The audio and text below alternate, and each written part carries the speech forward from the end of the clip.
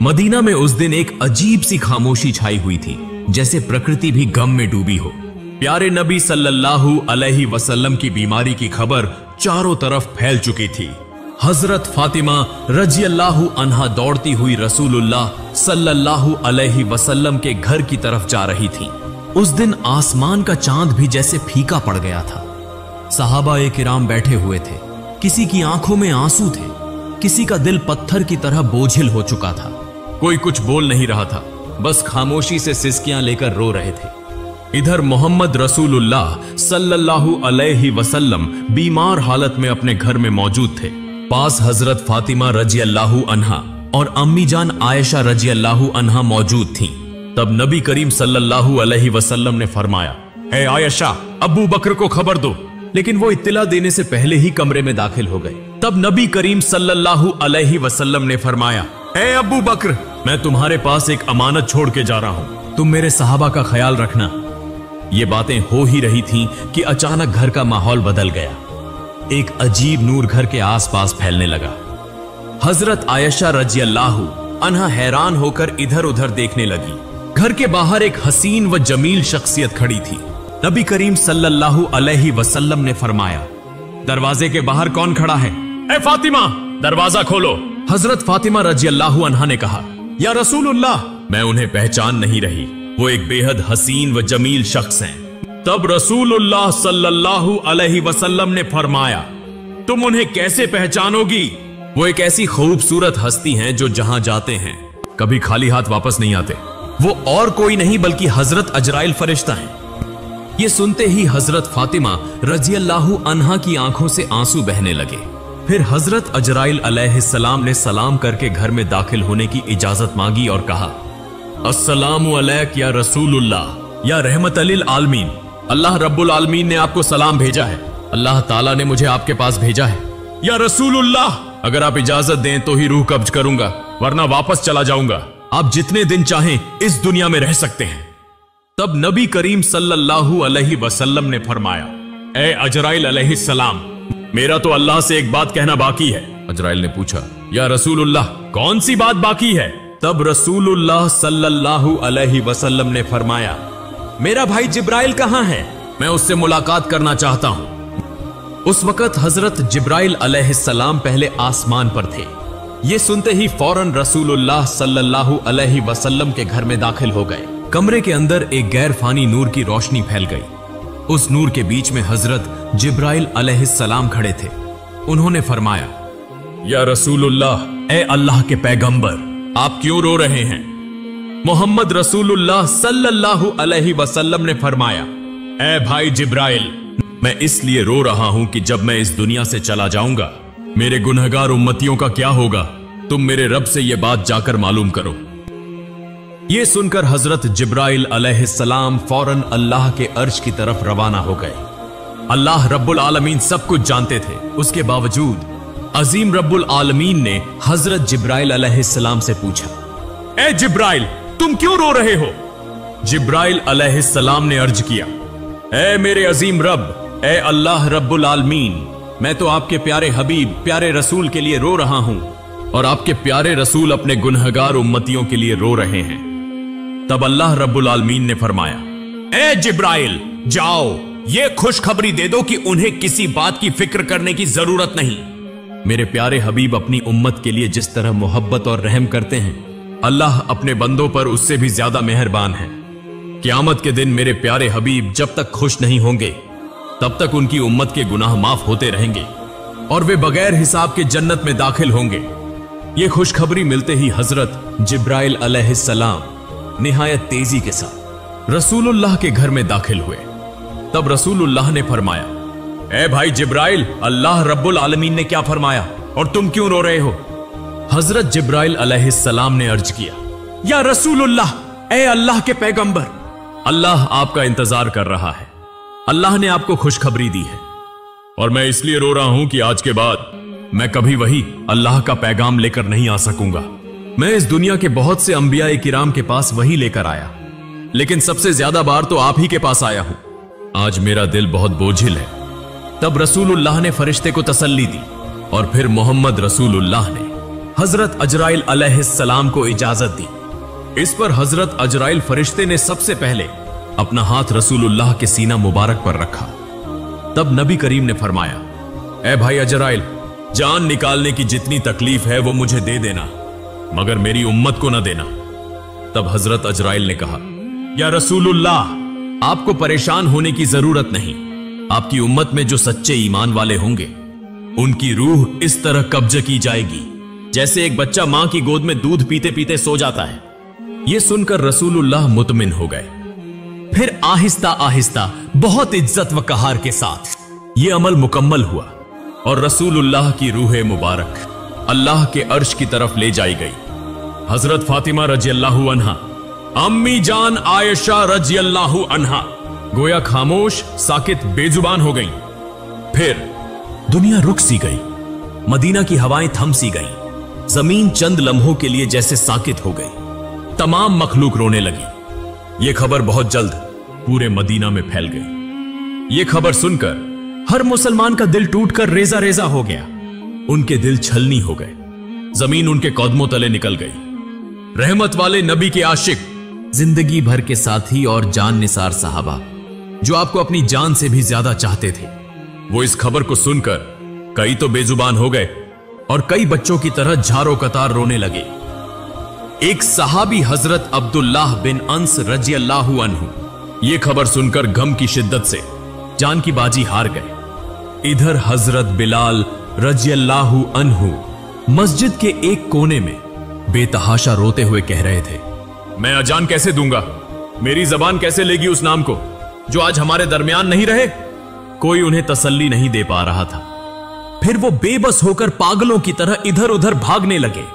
जिससे मिल रहे हैं उनसे पूछते जा रहे हैं, क्या तुमने मेरे प्यारे नबी को देखा है? लेकिन कोई कुछ नहीं कह पा रहा था क्योंकि सबकी हालत एक जैसी थी। कौन किसको दिलासा देता? इधर यह खबर हजरत उमर रजियल्लाहु अन्हु के कानों तक पहुंची। हजरत उमर रजियल्लाहु अन्हु जैसे अकलमंद, बहादुर और दाना सहाबी जोर जोर से रोने लगे, तलवार निकाली और कहने लगे, मेरे प्यारे नबी कभी वफात नहीं पा सकते। जो कहेगा कि हमारे नबी का इंतेकाल हो गया है, मैं उसे तलवार से 2 टुकड़े कर दूंगा। वो हमें छोड़कर नहीं गए, वो हमारे दरमियान मौजूद हैं। उसी समय हजरत अबू बकर रजियल्लाहु अन्हु वहां पहुंचे और फरमाया, ए मदीने के लोगों, जान लो कि सिर्फ अल्लाह ही हमेशा जिंदा रहने वाला है। वह कभी नहीं मरता। वह अजीम है, वह सबसे आला है। इस दुनिया में जितने भी नबी और रसूल तशरीफ लाए, सबको एक दिन मौत का जायका चखना पड़ा। उसी तरह हमारे रसूल ने भी आज मौत का जायका चखा, लेकिन वह तो जिंदा है अपने पाकीज़ा अमल में, हमारे दिलों में। फिर हर सहाबी सिसक सिसक कर रोने लगे। उस दिन मदीने की फजा बोझिल हो गई। मदीने की गलियों में रोने की आवाजें गूंजने लगी। औरतें अपने घरों से बाहर निकल आईं। बच्चे खौफ के मारे मां के दामन से लिपट गए। मर्द एक दूसरे की तरफ खामोशी से देख रहे थे। कोई समझ ही ना पा रहा था कि ये इतना बड़ा खला कैसे पुर होगा। उस दिन सिर्फ इंसान नहीं रोए, जमीन रोई, आसमान रोया, तमाम मखलूकात रो पड़ी। मदीना का आसमान जैसे खामोश हो गया। फिर हजरत अबू बकर रजियल्लाहु अन्हु आहिस्ता आहिस्ता महबूब नबी के घर की तरफ बढ़े। घर में दाखिल होते ही उन्होंने महसूस किया कि एक गैर मामूली सुकून वहां छाया हुआ है, जैसे जन्नत की खुशबू वहां महक रही हो। सब एक तरफ खड़े होकर रो रहे थे। उन्होंने कहा, आज जमीन से सबसे ज्यादा रहमदिल इंसान रुखसत हो गए। हम कैसे सिर्फ उनकी याद में जी सकेंगे? फिर हजरत अबू बकर रजियल्लाहु अन्हु रसूलुल्लाह के चेहरा मुबारक से कपड़ा हटाकर उनके चेहरे पर बोसा दिया और रोते हुए कहने लगे, ऐ अल्लाह के रसूल, मेरे मां बाप आप पर कुर्बान हो। आपकी जिंदगी की तरह आपकी वफात भी पाकीज़ा है। अल्लाह की कसम, आप पर दोबारा कभी मौत नहीं आएगी और अब कभी झूठ आपको छू भी नहीं सकेगा। इसके बाद हजरत अब्बू बकर रजियल्लाहु अन्हु घर से बाहर निकलकर लोगों की तरफ मुतवज्जे हुए तो देखा कि हजरत उमर रजियल्लाहु अन्हु शदीद सदमे में हैं, परेशानी में हाथ पांव मार रहे हैं। तब हजरत अब्बू बकर रजियल्लाहु अन्हु नरमी से बोले, ए उमर, खुद पर काबू रखो, सब्र करो। ए उमर, याद रखो, हर जानदार को मौत का मजा चखना है। तब हजरत फातिमा रजी अल्लाह अन्हा कहने लगी, मेरे अब्बा जान मोहम्मद रसूलुल्लाह अल्लाह की दावत पर लब्बैक कहकर जन्नतुल फिरदौस में मकाम हासिल कर चुके हैं, लेकिन मेरे इस दर्द का हाल कौन जानेगा। उधर हजरत अली रजी अल्लाह अन्हु गम के सदमे से पत्थर की तरह खामोश हो गए। यूं महबूब नबी का खानदान, सहाबा, मुहाजिरीन सब के सब बेजबान हो गए। सिर्फ हजरत अबू बकर रजी अल्लाह अन्हु सब्र व तहम्मुल के साथ सबको तसल्ली और नसीहत देने लगे। रसूलुल्लाह का पाकीज़ा जिस्म जमीन पर मौजूद ही था कि खिलाफत के इंतखाब का फैसला किया गया कि अब मुसलमानों का खलीफा कौन होगा। इस बारे में रसूलुल्लाह ने कोई सराहत से हुक्म नहीं फरमाया था ताकि उम्मत में इख्तिलाफ या फितना न हो। इसलिए चंद दाना और फहम वाले सहाबी जमा होकर मुसलमानों के खलीफा के इंतखाब का फैसला करने लगे। लेकिन जैसे ही गुफ्तगू शुरू हुई, अंसार और मुहाजिरीन के दरमियान राय के इख्तिलाफात पैदा हो गए। खिलाफत का दावा होने लगा। ज्यादा इख्तिलाफ पैदा न हो इसलिए हजरत उमर रजी अल्लाह अन्हु आगे बढ़े और फरमाया, मुसलमानों के खलीफा हजरत अबू बकर रजी अल्लाह अन्हु ही होंगे, वही हमारे रहनुमा हैं। आज से मैं हजरत अबू बकर रजी अल्लाह अन्हु के हाथ पर बैत करता हूं। फिर उन्होंने हाथ में हाथ देकर बैत की। फिर हजरत उमर रजी अल्लाह अन्हु को देखकर तमाम लोग इस फैसले को मान गए। उसके बाद हजरत मोहम्मद की तज्जीज व तकफीन की तैयारी शुरू हुई। सबसे पहले रसूलुल्लाह के जिस्म मुबारक को घर के अंदर गुस्ल देने का इंतजाम किया गया। गुस्ल देने के लिए सहाबी आगे बढ़े। वो सब कहने लगे, अल्लाह की कसम, हमने महसूस किया कि नबी के जिस्म मुबारक से खुशबू फैल रही थी। हम जन्नत की खुशबू महसूस कर रहे थे। सबकी आंखों के आंसू रुक नहीं रहे थे। उसी वक्त एक सहाबी बोले, हम भी रसूलुल्लाह के गौसले मुबारक में शरीक होना चाहते हैं। हजरत उसामा बिन जैद रजी अल्लाह अन्हु गौसल के लिए पानी लाने लगे। उस वक्त वो कह रहे थे, ए अल्लाह के महबूब रसूल, मेरे मां बाप आप पर कुर्बान हो। आपकी वफात के बाद हमने ऐसी चीज खो दी है जो अब कभी वापस नहीं आएगी। आज से वही के तमाम दरवाजे बंद हो गए। या रसूलुल्लाह, आज का दिन दुनिया भर के लिए एक बहुत बड़ा गम का पैगाम है। हजरत अली रजी अल्लाह अन्हु और हजरत अब्बास रजी अल्लाह अन्हु महबूब रसूल के जिस्म मुबारक को गौसल देने लगे। उस वक्त हजरत अली रजी अल्लाह अन्हु बेइख्तियार रोने लगे। आंसू उनकी आंखों से जारी हो गए और वो दिल से कहने लगे, या रसूलुल्लाह, मैं आपको कैसे गौसल दूं? आप तो इस दुनिया के सबसे अजीम और पाकीज़ा इंसान थे। या रसूलुल्लाह, आपके जिस्म मुबारक जैसी खुशबू मैंने कभी किसी में महसूस नहीं की। तमाम सहाबा ने इसी तरह मोहम्मद रसूलुल्लाह के जिस्म मुबारक को गौसल दिया। गुस्ल के बाद 3 सफेद कपड़ों में कफन का इंतजाम किया गया। लेकिन रसूलुल्लाह के जिस्म मुबारक को कहां दफन किया जाए, इसी पर सहाबा में इख्तिलाफ पैदा हो गया। किसी ने कहा उहुद के मैदान में दफन किया जाए, शोहदा के करीब। किसी ने कहा जन्नतुल बकी में दफन किया जाए। ऐसे ही राय मुख्तलिफ होने लगी। तब हजरत अबू बकर रजी अल्लाह अन्हु ने फरमाया, मैंने नबी को यह फरमाते सुना है, जिस नबी का जहां इंतकाल हो उसे वहीं दफन किया जाए। मजीद फरमाया, नबी करीम ने यह भी फरमाया कि मुझे ऐसी जगह दफन करना जहां कोई मस्जिद न बन सके। इन बातों की रोशनी में हजरत आयशा रजी अल्लाह अन्हा के घर में जहां नबी करीम ने विसाल फरमाया, वहीं दफन का इंतजाम किया गया। फिर एक अहम सवाल सामने आया, नबी की नमाज़े जनाजा कौन पढ़ाएगा? ऐसी अजीम शख्सियत जिनके पीछे सहाबा नमाज पढ़ते थे, अब उनकी नमाज़े जनाजा की इमामत कौन करे? आखिरकार फैसला हुआ कि कोई एक इमाम मुकर्रर नहीं किया जाएगा। सहाबा गिरोह दर गिरोह नबी की नमाज़े जनाजा पढ़ेंगे। सबसे पहले नबी के अहले बैत ने नमाज़े जनाजा अदा की। फिर मुहाजिरीन आए, फिर अंसार आए, फिर मदीने के आम लोग आए। इसी तरह बारी बारी नमाज़े जनाजा मुकम्मल की गई। नमाज़े जनाजा मुकम्मल होने के 22 घंटे बाद सैयदुल मुरसलीन खातिमुन नबीयीन रहमतुल लिल आलमीन मोहम्मद रसूलुल्लाह का जिस्म मुबारक हमेशा के लिए इंसानों की नजरों से ओझल कर दिया गया। उसके बाद हजरत फातिमा रजी अल्लाह अन्हा उस जगह गईं जहां रसूलुल्लाह बैठा करते थे। नरमी से उस जगह को छुआ और जारो कतार रोते हुए फरमाया, अब्बा जान, या रसूलुल्लाह, आप तो हमें यतीम करके चले गए। आज मदीना इतना खामोश क्यों है? हवा में आपकी मोहब्बत भरी आवाज क्यों नहीं आती? फिर वो शिद्दत से फरियाद करने लगी, या रसूलुल्लाह, आप तो फरमाया करते थे कि हम जन्नत में एक साथ होंगे, लेकिन मैं इस वक्त तक कैसे इंतजार करूं? ये दुनिया मेरे लिए बिल्कुल खाली हो चुकी है। फिर हजरत फातिमा रज़ियल्लाहु अन्हा रसूलुल्लाह की कब्र मुबारक के करीब जाकर रोते हुए कहने लगी, या रसूलुल्लाह, आप तो वही हस्ती हैं जिन पर अल्लाह की रहमत नाजिल होती थी। हजरत जिब्रील अलैहिस्सलाम आपके पास वही लेकर आते थे। आज वह वही का दरवाजा बंद हो गया। आज यह मदीना इतना सन्नाटा, इतना खामोश क्यों है? उधर हजरत बिलाल रज़ियल्लाहु अन्हु खामोश और गमगीन होकर मस्जिद नबवी में मौजूद थे। उसी वक्त चंद सहाबा उनके पास आए और अर्ज करने लगे, बिलाल, हमारे लिए एक बार अजान दे दो ताकि हम नबी करीम के दिनों को याद कर सकें। तब हजरत बिलाल रज़ियल्लाहु अन्हु अजान देने के लिए तैयार हुए। अल्लाहु अकबर, अल्लाहु अकबर। जैसे ही उनकी मीठी आवाज बुलंद हुई, सब रोने लगे। फिर जब कहा, अशहदु अल्ला इलाहा इल्लल्लाह, तो रोने की आवाज और तेज हो गई। लेकिन जब कहा, अशहदु अन्ना मुहम्मदन रसूलुल्लाह, तो हजरत बिलाल रज़ियल्लाहु अन्हु की आवाज रुक गई। वो आगे न बोल सके, जोर जोर से रोने लगे। मीनारे पर बैठ गए। पूरा मदीना एक बार फिर गम में डूब गया। हजरत बिलाल रज़ियल्लाहु अन्हु कहने लगे, मैं मदीना में नहीं रह सकता। रसूलुल्लाह नहीं रहे तो मैं यहां क्यों रहूं?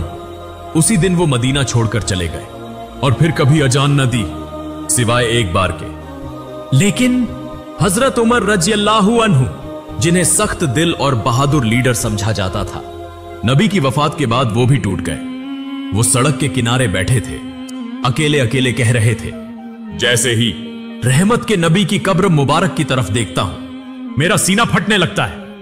मुझे यूं लगता है कि वो उठेंगे और हमें कहेंगे, उमर मत रो, मैं तुम्हारे साथ हूं। लेकिन वो तो वापस नहीं आएंगे। उनके सीने से रोने की आवाजें आने लगी। वो उमर जो कभी किसी के सामने न रोए, आज सड़क के किनारे बैठकर अकेला रो रहा है। फिर हजरत अबू बकर रज़ियल्लाहु अन्हु एक दिन रहमत वाले नबी की कब्र के पास बैठे और कहने लगे, या रसूलुल्लाह, मैं हमेशा आपके साए में रहा, आपके साथ हंसता था, आपके साथ रोता था, लेकिन आज मैं तन्हा हूं, मैं अकेला हूं। आपके बिना मैं ये जिंदगी कैसे गुजारूं? अबू बकर रज़ियल्लाहु अन्हु नबी करीम के विसाल के बाद सिर्फ 2 साल जिंदा रहे। वो 2 साल ऐसे गुजरे जैसे हर दिन एक सदी हो। अगर आप चाहें तो उसके बाद का हिस्सा भी मैं दे सकता हूं। फिर हजरत अबू बकर रज़ियल्लाहु अन्हु अपने घर में आराम फरमा रहे थे। एक रात उन्होंने ख्वाब देखा, रसूलुल्लाह उन्हें फरमा रहे हैं, अबू बकर, मैं तुम्हारा इंतजार कर रहा हूं। यह ख्वाब देखकर हजरत अबू बकर रज़ियल्लाहु अन्हु फौरन नींद से जाग उठे, दिल ही दिल में मुस्कुराए और कहने लगे, मेरा वक्त आ चुका है। यूं चंद दिन गुजरने के बाद वो आहिस्ता आहिस्ता बीमार हो गए। जब उनकी वफात का वक्त करीब आया, तब उन्होंने अपने अजीज सहाबा भाइयों से कहा, मुझे रसूलुल्लाह के पहलू में दफन करना, मैं उन्हीं के पास वापस जाना चाहता हूं। जब हजरत अबू बकर रज़ियल्लाहु अन्हु ने वफात पाई तो उन्हें नबी करीम के पहलू में दफन किया गया। तब ऐसा महसूस हुआ जैसे मदीना के आसमान से फिर से रोने की आवाजें आने लगी। हजरत मोहम्मद रहमतुल लिल आलमीन, शफकत वाले नबी, मोहब्बत वाले नबी, हम जैसे उम्मतियों के लिए कितनी तकलीफें बर्दाश्त फरमाई, लेकिन आज क्या हम वाकई नबी करीम से मोहब्बत करते हैं? क्या हम आज भी उनके गम को महसूस करते हैं? क्या हम उन्हें याद करते हैं? क्या हम उनकी सुन्नत को थामे हुए हैं? या अल्लाह, हमारे दिलों को नबी की मोहब्बत से भर दे। या अल्लाह, हमें ऐसी जिंदगी अता कर कि हम नबी के रास्ते पर चल सकें। या अल्लाह, हमें ऐसी मौत अता फरमा कि हम जन्नत में नबी से मुलाकात कर सकें। प्यारे नाजरीन, आइए हम सब अहद करें कि हम नबी के किरदार को अपनाएंगे, उनके अखलाकत को अपनाएंगे, सादा और सीधे रास्ते पर चलेंगे और मौत के वक्त पाकीजा कलिमा पढ़ते हुए अपने रब के हुजूर हाजिर होंगे। अल्लाह रब्बुल आलमीन हम सबको यह तौफीक अता फरमाए। आमीन।